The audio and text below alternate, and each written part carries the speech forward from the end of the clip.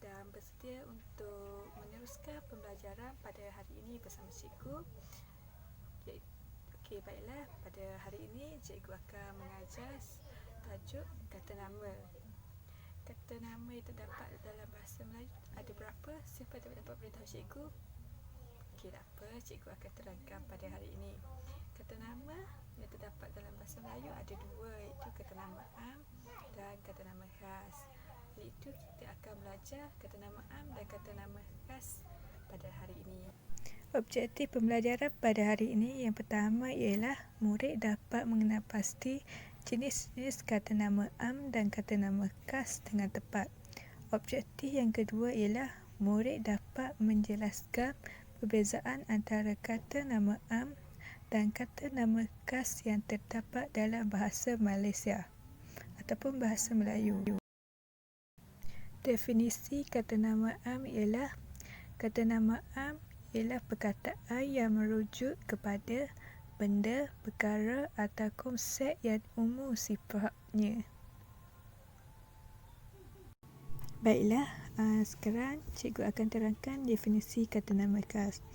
Kata nama khas ialah mendukung makna rujukan khusus bagi suatu nama, orang, haiwan, benda berbadanan, iaitu institusi, undang-undang, bangsa, bahasa dan pangkat.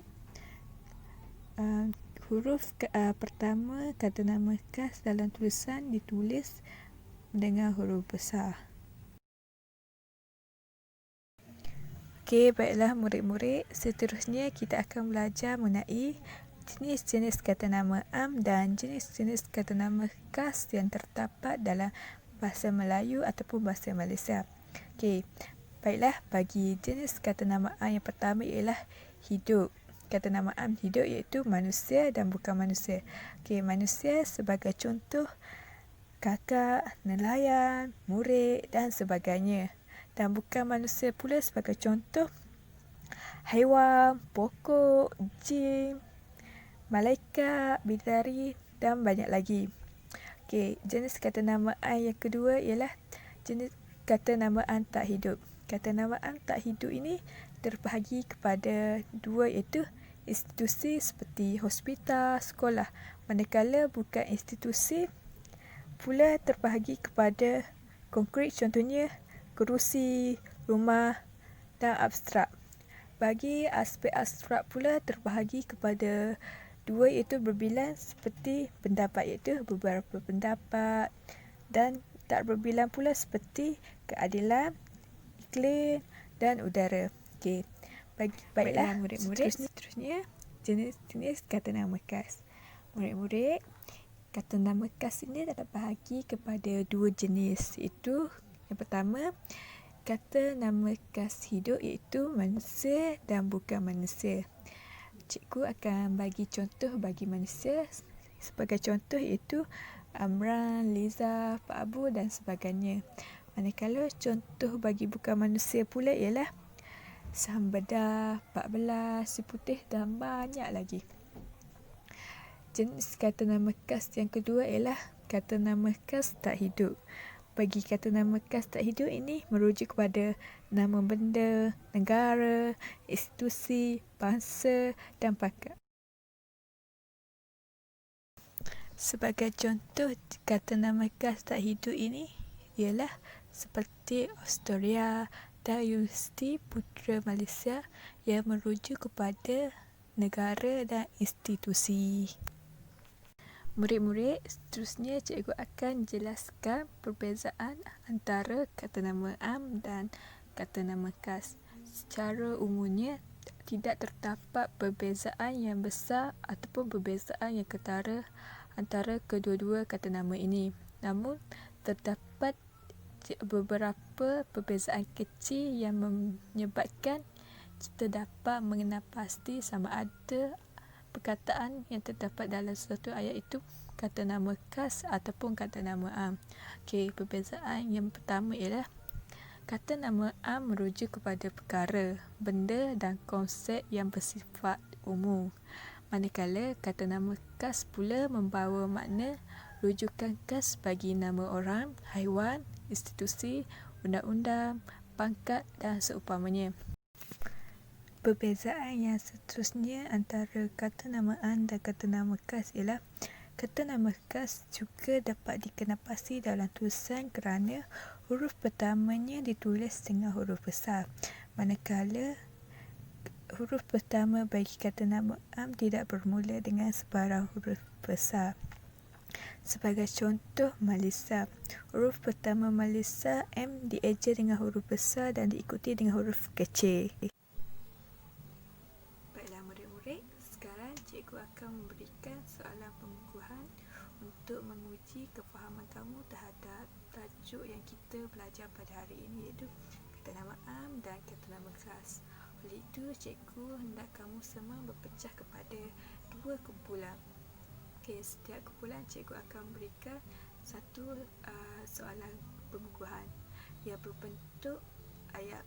Oleh itu, kamu semua mestilah menganalisis dan mencari kata nama am dan kata nama khas yang terdapat dalam ayat tersebut dalam kumpulan masing-masing. Okey, boleh tak kamu lakukan?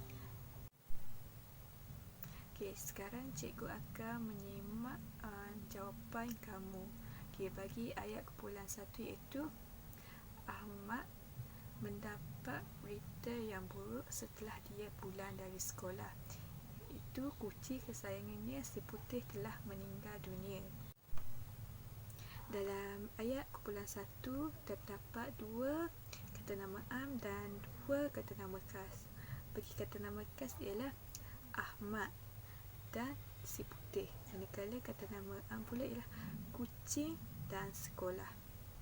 Okey, sekarang bagi ayat kumpulan 2 iaitu Encik Abu telah mengamalkan pengambilan makanan yang seimbang dalam diet sehariannya kerana beliau ingin mengurangkan risiko mendapat penyakit berbahaya seperti barah. Bagi ayat kumpulan 2 ini terdapat satu kata nama khas dan dua kata nama am. Kata nama khas itu ialah Encik Abu, manakala kata nama am ialah penyakit dan barah. Cikgu harap semua murid-murid dapat memahami topik ataupun tajuk pembelajaran kita pada hari ini, iaitu kata nama am dan kata nama khas. Baiklah murid-murid, sebelum cikgu mengakhiri pembelajaran kita pada hari ini, cikgu akan membuat rumusan keseluruhan mengenai topik kata nama am dan kata nama khas ini. Okey. Baiklah, kesimpulannya, kata nama am merujuk kepada suatu perkara, benda dan konsep yang bersifat umum. Kata nama am ini terbahagi kepada dua jenis kata nama am, iaitu kata nama am hidup, iaitu manusia dan bukan manusia. Dan jenis yang kedua ialah kata nama am tak hidup, iaitu institusi, bukan institusi, abstrak dan konkret. Manakala kata nama khas pula ialah rujukan khas kepada suatu nama orang, haiwan, perbadanan, institusi dan seumpamanya. Kata nama khas ini juga terbagi kepada dua kata nama khas, iaitu kata nama khas hidup seperti manusia dan bukan manusia, dan kata nama khas tak hidup seperti benda, negara, institusi dan sebagainya. Kata nama khas ini dapat dikenapasti dalam tulisan. Apa yang cikgu masukkan dengan kata nama khas ini dapat dikenapasti dalam tulisan dengan mudah kerana huruf pertama bagi kata nama khas ini dieja dengan huruf besar dan diikuti dengan huruf kecil.